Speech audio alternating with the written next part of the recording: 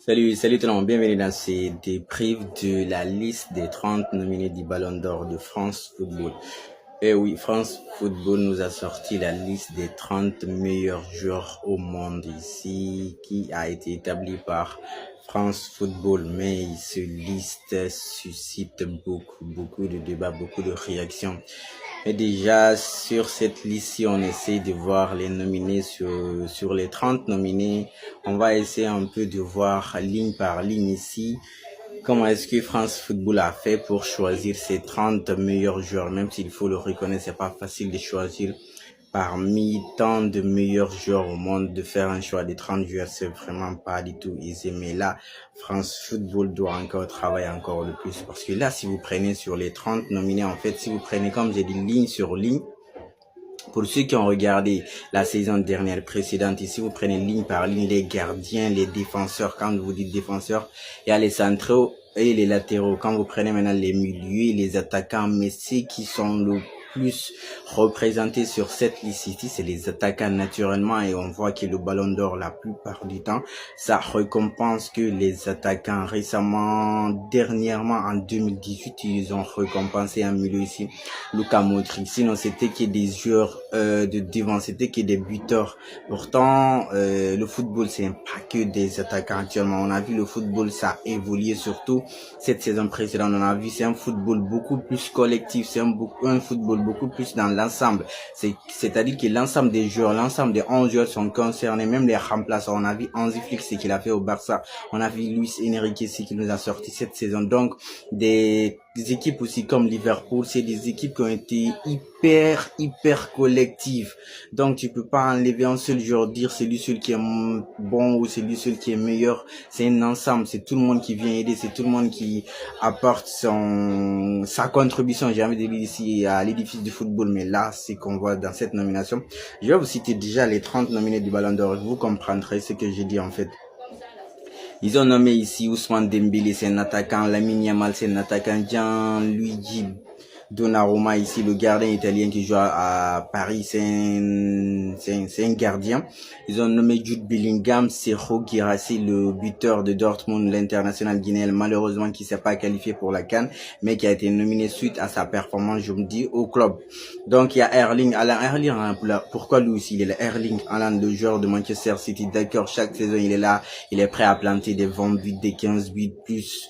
Mais là, il est nominé. Victor Gyökeres, ici, le joueur de Sporting qui vient de signer pour Arsenal. Lui aussi, il est nominé. Achraf Hakimi, lui, il mérite largement sa nomination. Je dis pas que les autres ne sont pas, en fait, ne méritent pas ici, mais il y a beaucoup plus méritants que. Donc, je continue juste la liste. On a Harry Kane, on a Kavik Varacheliya ici, Robert Lewandowski, Alexis McAllister, Lautaro Martinez, Scott McTominay qui a quitté Manchester United, qui joue maintenant à Naples. Il a sorti une top performance l'année précédente ici à Naples, c'est vrai. Il y a Kylian Mbappé, il y a Nino Mendes, Joao Neves, le jeune portugais, le milieu de terrain. Joao Neves, Petri, lui aussi mérite amplement, j'ai envie de dire. Il y a Cole Palmer, il y a Michael Olise, il y a Rafinha, Declan Rice, Fabien Ruiz, Virgil van Dijk, Vinicius Junior et Mohamed Salah. Si vous avez remarqué sur les 30 joueurs que j'ai cités ici, il y a un seul défenseur central. France Football, sur l'ensemble des équipes ou des clubs de la saison précédente, et ils ont réussi à trouver qu'un seul défenseur central ici pour être nominé sur la liste des 30 nominés. C'est pas possible. Vous pouvez pas me dire que c'est celui de Virgil van Dijk qui mérite ici. Pourquoi Pacho n'est pas ici? Le défenseur de Paris Saint-Germain, Pacho n'est pas ici, Marquinhos n'est pas ici, alors que ce sont des défenseurs centraux. Partez en Angleterre, là-bas, il y a qui? Il y a William Saliba qui méritait d'être nommé ici comme défenseur central. Il y a Gabriel vers la fin de la saison, il s'est blessé, d'accord. Mais si on regarde avant sa blessure, c'est un top défenseur de la saison qui nous a sorti. Top performance de sa part. Ces défenseurs, ces 4 défenseurs que j'ai cités, ils méritaient tous d'être ici. Vous venez en Italie, il y a Bastoni de ce côté, il y a un bon défenseur, lui aussi n'a pas été nominé. Seul Virgil van Dijk ici, ils ont nominé. C'est pas possible, France Football. Il faut que vous nous expliquiez, parce qu'on se dit que vous vous êtes basé sur vos 3 critères que vous avez cités ici pour nommer ces 30 joueurs ici. Mais là, comme j'ai dit, si ceux qui sont nommés, ils méritent. On est d'accord. Mais il y a beaucoup plus méritants que ces joueurs ici choisis. Parce que ces défenseurs que j'ai cités ici doivent être sur la liste. Pacho doit être ici, c'est pas possible. Marquinhos doit être ici.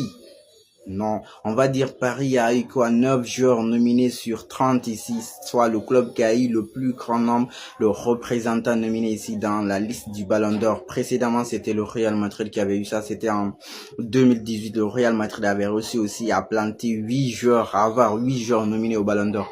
Là, Paris Saint-Germain dépasse le Real Madrid cette saison 2024-2025 avec 8 joueurs. 8 joueurs. Et le Real Madrid avait, là, Paris a 9 joueurs à eux seuls. Par contre, sur ces 9 joueurs, il y a des absents pour le Paris. Comme j'ai dit, il y a Pacho qui n'est pas nominé. Il y a Marquinhos qui n'est pas nominé. Il y a Bradley Barcola. Ok, le petit, on va dire, il est remplaçant à la base. Mais le Bradley Barcola, c'est 41 goals et buts et contributions. Contribuer les deux, la combiner, ça fait 41 lui seul.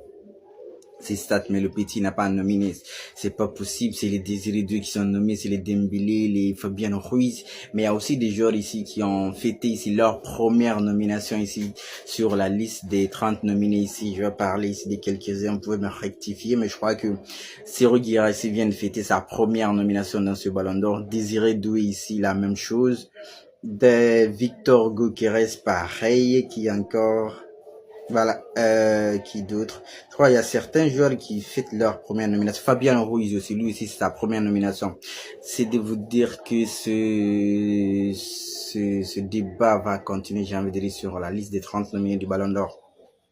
Il y a d'autres joueurs aussi, si vous prenez les milieux ici, je crois que le jeune joueur numéro 6 ici de Liverpool ici, Gravenberch, lui aussi, il devait être sur cette liste. Et on a vu la saison qui a sorti avec Liverpool, mais Liverpool n'a eu que 3 nominés, Virgil, McAllister et Mohamed Salah, malheureusement. Si vous venez ici en Italie aussi, de ce côté ici, il y a des latéraux qui devaient... Oh, j'allais oublier. Pourquoi Jules Koundé n'est pas nominé comme l'un...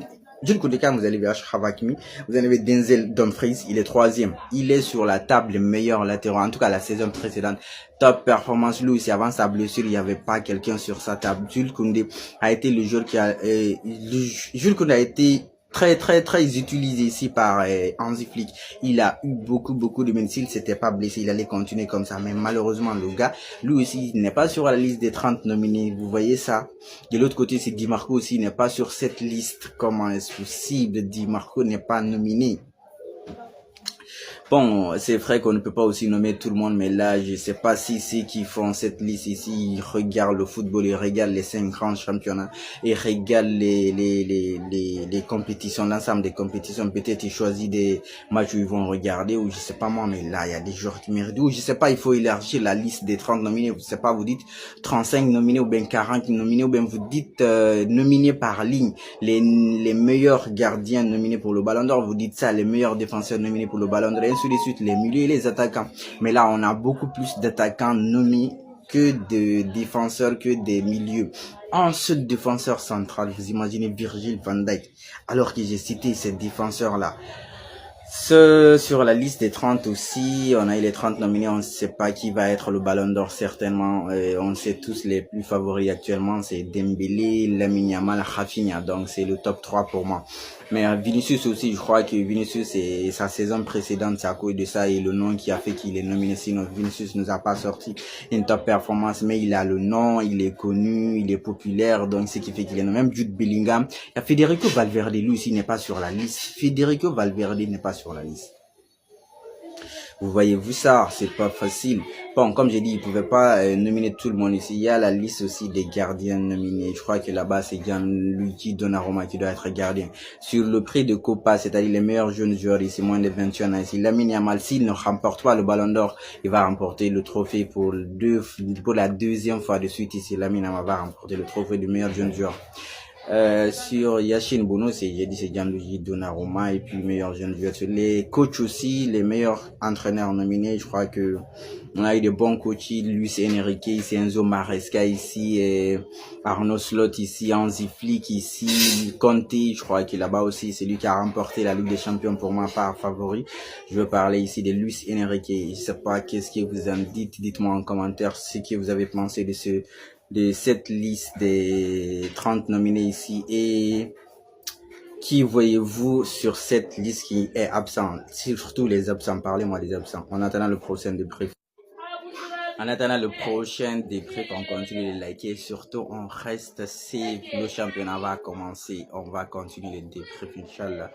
Les 3 grands championnats et la Ligue des champions ici, Inch'Allah, on va les débriefer. On reste en santé, on reste safe.